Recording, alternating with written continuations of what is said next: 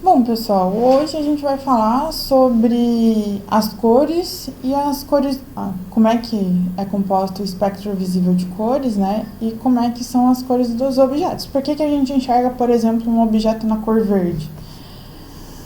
Bom, vamos lá. Primeiro a gente tem que falar um pouquinho sobre as cores, o que são cores primárias, secundárias e complementares, né?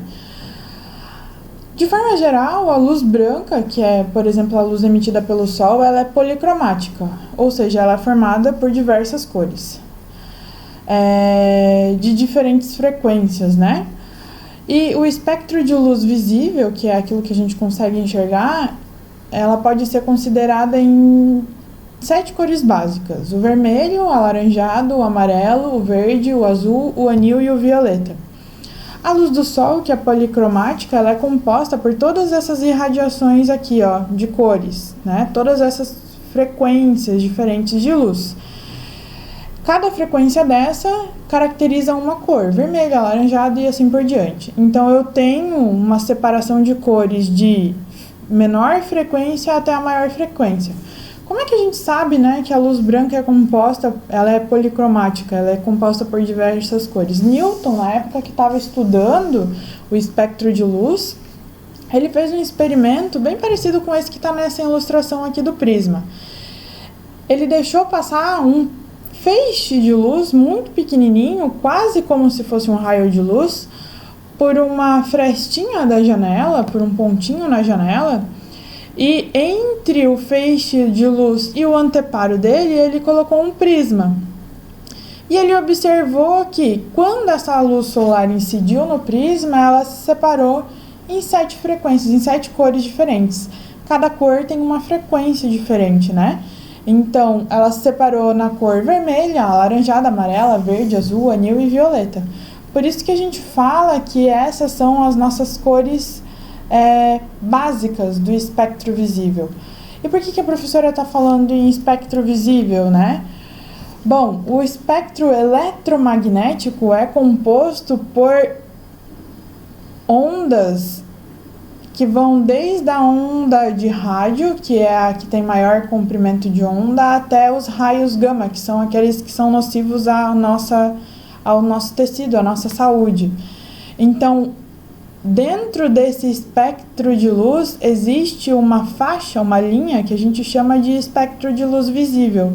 E é sobre ela que a gente está falando, né? Que é a formação aí, como é que se formam as imagens e como é que a gente enxerga os objetos em determinadas cores.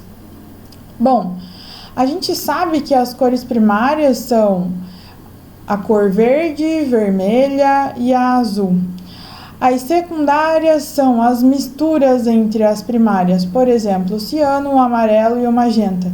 E as complementares são aquelas variações dentro de cada uma dessas cores. A mistura de todas as cores do espectro visível de radiação de luz, ela nos fornece a cor branca, que ela está aqui, ó, no centro, representando dentro desse espectro eletromagnético a mistura de todas as cores e suas variações, tanto das primárias, as secundárias e as complementares. E a ausência de todas essas cores do espectro visível é a cor preta, é a região aqui da nossa figura que tem ausência de cor, que não tem cores. Então, só para lembrar, nosso olho, né, humano, enxerga uma pequena partezinha só dessas cores, que está nessa região aqui, ó, o espectro visível, né? Falando em frequência, o comprimento de onda é essa região aqui, ok? Todos os corpos do planeta, eles emitem radiação de luz. A maioria é na região do infravermelho, que a gente não enxerga, né? Bom, como é que a gente então enxerga a cor dos objetos? A cor de um objeto é uma sensação que o nosso sistema visual tem quando recebe a luz que reflete daquele corpo. Então, essa sensação ela é muito pessoal, ela é subjetiva e é diferente para cada pessoa. A cor depende muito da estrutura do material e principalmente da luz que incide sobre ele. Aí eu coloquei uma figurazinha que rodou um tempo atrás na internet perguntando, né, Que cor que você enxerga esse tênis? Azul ou rosa? Isso depende muito das sensações que a pessoa tem no seu sistema visual. E para cada pessoa, eu posso ter uma variação infinita de cores, ou o sistema visual ser sensível a uma infinita variação de cores. Para uma pessoa, um determinado objeto pode estar na cor vermelha, mas para outra pessoa ele pode estar na cor alaranjada. Isso é muito subjetivo. Mas existe uma forma de explicar como é que a gente enxerga aquele objeto naquela determinada cor, que para mim pode ser vermelho e para outra pessoa pode ser alaranjado. Isso depende muito da questão de reflexão e refração da luz, tá? Então a gente vai trabalhar aí com 3 casos.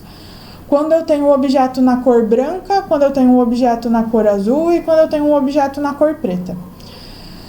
O objeto na cor branca sendo incidido, ou seja, sendo iluminado por uma fonte de luz policromática de cor branca também, que significa que ela emite luz em todas as frequências, a mistura de todas essas frequências de luz de cor é a cor branca. Se o objeto é branco e ele é incidido por uma luz branca, o que vai acontecer? A gente vai enxergar esse objeto branco. Por quê? O objeto vai refletir todas as cores dessa luz. Então, a gente vai enxergar ele branco. Agora, se o objeto é branco e ele é iluminado por uma fonte de luz monocromática, de uma única cor, por exemplo, a cor azul, ele vai refletir a cor azul. Porque esse objeto ele também é composto por todas as cores, por isso que ele é branco. Mas a gente vai enxergar ele branco? Não. Como ele é composto por todas as cores e ele reflete a luz azul, porque somente ela está sendo incidida sobre ele, a gente vai enxergar ele na cor azul. Se eu tenho um objeto azul e ele é incidido pela luz branca, como é que a gente consegue enxergar ele, né? A gente vai enxergar ele na cor azul, porque ele reflete somente o feixe de luz azul. Todas as outras cores do espectro são absorvidas pelo objeto. Então, um objeto azul é enxergado azul quando iluminado por uma fonte de luz branca, porque ele reflete somente a cor azul. Se esse objeto azul é iluminado por uma fonte de luz azul, ele vai refletir a luz azul e a gente também vai enxergar ele azul. Agora, se eu tenho um objeto preto iluminado por uma fonte de luz branca, como o preto é a ausência de todas as cores, ele vai absorver todas as cores e a gente vai enxergar ele preto. Se eu tivesse o objeto preto sendo iluminado por uma fonte azul, o que vai acontecer? Também vamos enxergar ele preto. Se eu tenho um objeto azul que é iluminado por uma fonte de luz verde, o que vai acontecer? Esse objeto vai absorver essa luz. E a gente vai enxergar ele em que cor? Preta. Porque tem a ausência da cor azul na emissão, na fonte de luz. Ok? Bom, e quando a gente enxerga os objetos de forma, em vez de ser por reflexão, por refração, em que situações a gente enxerga objetos na cor, e a cor dos objetos por refração, né? Por exemplo, a cor do mar, quando a gente vê o mar, ora a gente vê ele em tons azuis, ora a gente vê ele em tom verde, porque depende muito da quantidade de minerais que tem nessa água do mar. Então, ora, essa água do mar vai refratar, ou seja, vai fazer o processo de refração da luz na cor azul, ora na cor verde, depende da concentração de minerais que tem, e também a luz, o céu azul, a gente enxerga a cor do céu azul, por quê?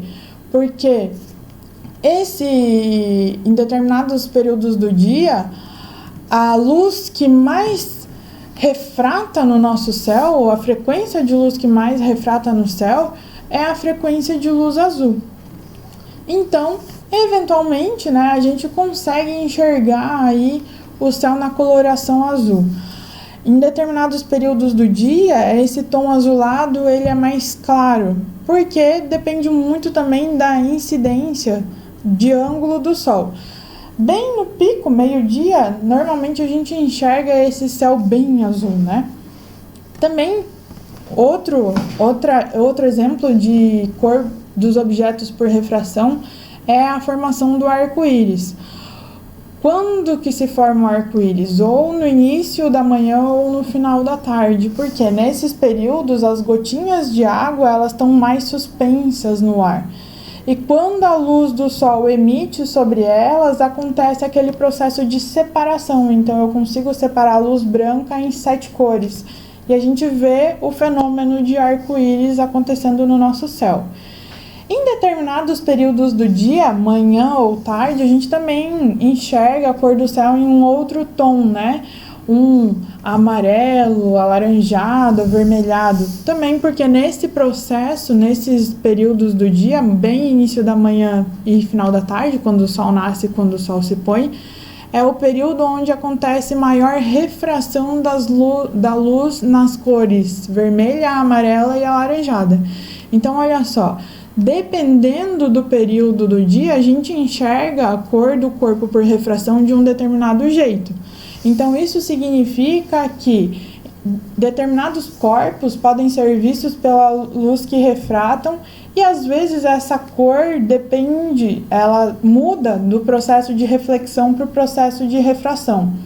Isso porque as componentes de cores refletidas pelo corpo pode ser diferente das componentes que ele refrata, tá? Então, a aula de hoje é isso, pessoal. Próxima aula a gente continua falando aí sobre a parte de ótica e a gente vai falar um pouquinho sobre formação de imagem.